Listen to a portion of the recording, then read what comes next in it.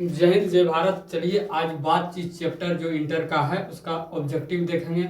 चलिए अच्छे तरीके से। पहला क्वेश्चन है, बाल कृष्ण भट्ट का जन्म कब हुआ था?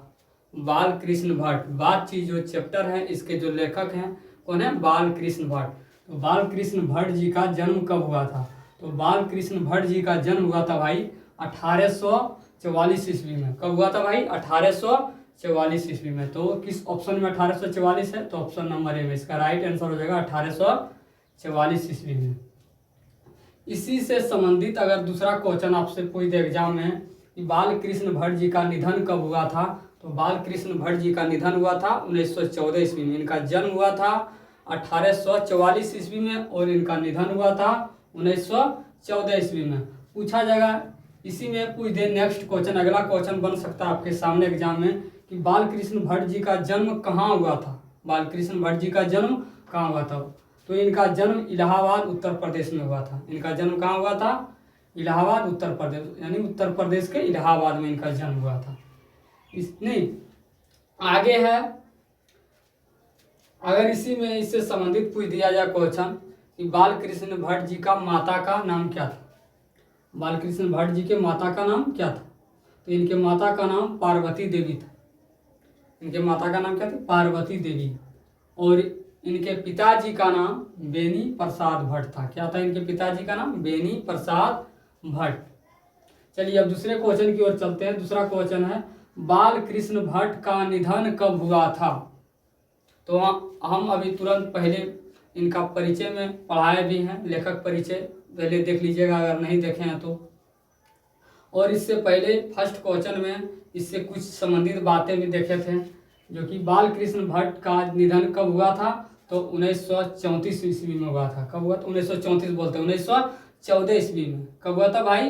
तो 1914 ईस्वी में। ऑप्शन नंबर ए इसका राइट आंसर हो जाएगा। नेक्स्ट क्वेश्चन और तीसरा क्वेश्चन आपके सामने है, बाल कृष्ण भट्ट ने किस पत्रिका का संपादन किया? बाल कृष्ण भट्ट ने किस पत्रिका का संपादन किया? तो इन्होंने हिंदी प्रदीप नामक पत्रिका का संपादन किया था। इन्होंने किस पत्रिका का संपादन किया था बाल कृष्ण भट्ट भाई? तो हिंदी प्रदीप नामक पत्रिका का इन्होंने संपादन किया था। किस ऑप्शन में? ऑप्शन नंबर ए इसका हो जाएगा right answer, Hindi Pradeep. Next question और चौथा क्वेश्चन है, नूतन ब्रह्मचारी के लेखक का नाम क्या है? यानी नूतन ब्रह्मचारी के लेखक का नाम बताएं।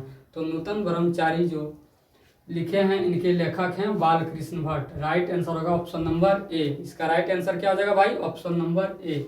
नेक्स्ट क्वेश्चन आपके सामने है, बातचीत शीर्षक निबंध के निबंधकार कौन है?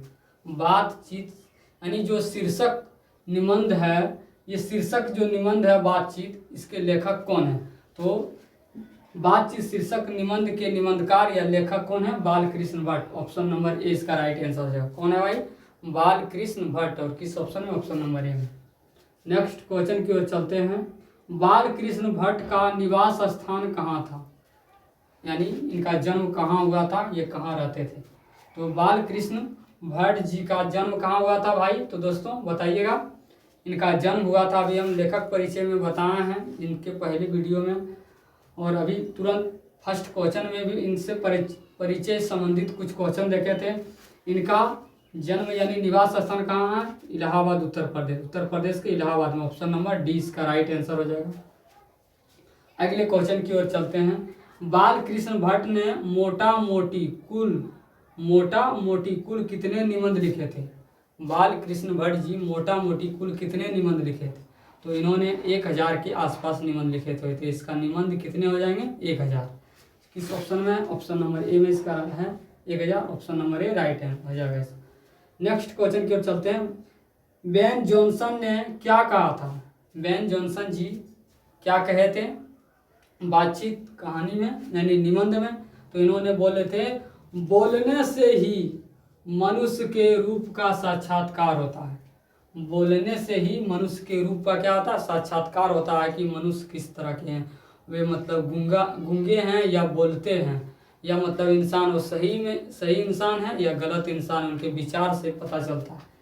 तो बोलने से ही मनुष्य के रूप का क्या होता है? साक्षात्कार होता है। बेन जॉनसन ने क्या कहा था? बोलने से ही मनुष्य के रूप का साक्षात्कार होता है। Option number A right answer हो जाएगा। अगले क्वेश्चन की ओर चलते हैं हम। अगला क्वेश्चन है, एडिसन का मत क्या था? एडिसन का मत क्या है, यानी इनका क्या कहना है? तो एडिसन जी का कहना था कि असल बातचीत सिर्फ दो लोगों के बीच में हो सकती है। एडिसन जी क्या बोले थे कि असल बातचीत सिर्फ और सिर्फ दो लोगों के बीच में ही हो सकती है। सिर्फ और सिर्फ कितने लोगों के बीच में हो सकती है असल बातचीत? दो लोगों के बीच। अगर दो लोग, अगर वहाँ पर दो व्यक्ति बात कर रहे हैं, उसके बीच अगर कोई तीसरा आदमी आ जाता है तो वह बात क्या होता है, कोसों दूर चली जाती है, राम रमोवल हो जाता है। यानी क्या होता है, वह बात अगर 6 व्यक्ति के कानों में चला जाएगा तो वह बात क्या होगा, वायरल हो जाएगा, यानी खुल जाएगा, एक जगह नहीं रहेगा। तो इसलिए एडिसन जी का कहना था कि असल बातचीत सिर्फ और सिर्फ दो व्यक्तियों में हो सकती है। ज़रूरत वाली चीज़, ज़रूरत जो बातें होती है, ज़रूरत की बातें, वो सिर्फ और सिर्फ दो व्यक्तियों में हो सकती है। नेक्स्ट क्वेश्चन आपके सामने, बाल कृष्ण भट्ट किस युग का साहित्यकार थे? बाल कृष्ण भट्ट जी यानी किस युग के ये निबंधकार थे? तो ये भारतेंदु युग के निबंधकार थे। किस युग के निबंधकार थे दोस्तों? तो भारतेंदु युग के ये निबंधकार थे। नेक्स्ट क्वेश्चन आपके सामने, बाल कृष्ण भट्ट की रचना बातचीत क्या है? बाल कृष्ण भट्ट की रचना में ये बातचीत क्या है? तो बातचीत भाई एक ललित निबंध है। क्या है? एक ललित निबंध है। नेक्स्ट क्वेश्चन आपके सामने, बातचीत के माध्यम से बाल कृष्ण भट्ट क्या बतलाना चाहते हैं? बातचीत के माध्यम से बाल कृष्ण भट्ट जो निबंधकार हैं वह क्या बतलाना चाहते हैं? बातचीत की शैली।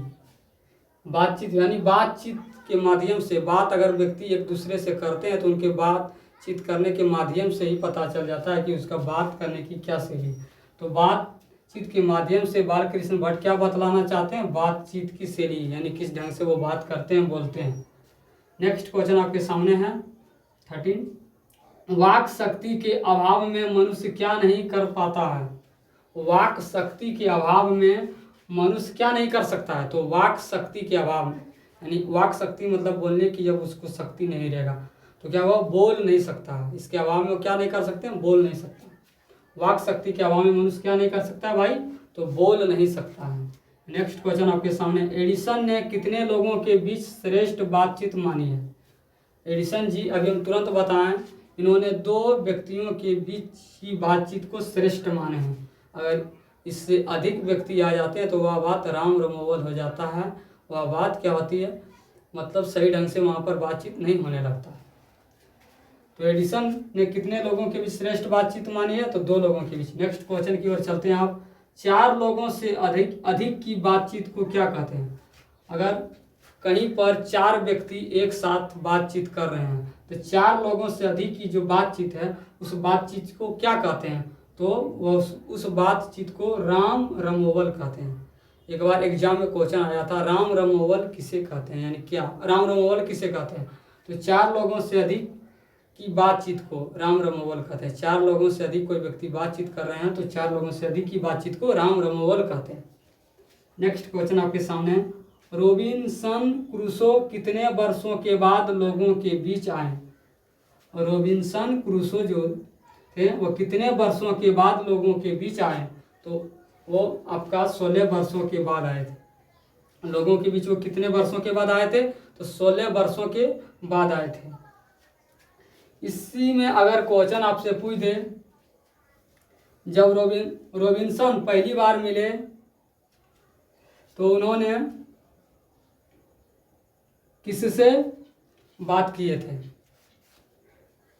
तो फ्राइडे से। किससे बात किए थे? फ्राइडे से। और इसी में पूछा जाएगा फ्राइडे से उन्होंने किस भाषा में बात किए थे? तो जंगली भाषा में। रोबिन्सन जो है फ्राइडे से किस भाषा में बात किए थे? रोबिन्सन फ्राइडे से किस भाषा में बात किए थे भाई? तो जंगली भाषा में। किस भाषा में? जंगली भाषा। नेक्स्ट और लास्ट क्वेश्चन आपके सामने है भाई, बातचीत से मन किस प्रकार का हो जाता है? तो बातचीत से मन आपका क्या होता है? हल्का और स्वच्छ हो जाता है। अगर आपके साथ अगर कोई तरह का दुख है, कष्ट है, तो आप उस कष्ट या दुख को अगर किन्हीं के सामने सुना देते हैं तो लगता है अब कष्ट ही खत्म हो गया है, कभी ऐसा भी लगता है। तो बातचीत से मन किस प्रकार का हो जाता है, ऐसा होता नहीं है लेकिन लगता है। बातचीत से मन किस प्रकार का हो जाता है, तो बातचीत से मन हल्का और स्वच्छ हो जाता है। तो आशा करते हैं भाई आप सभी को समझ आया होगा। मिलते हैं नेक्स्ट वीडियो में, तब तक के लिए सभी भाई को मेरे तरफ से जय हिंद जय भारत।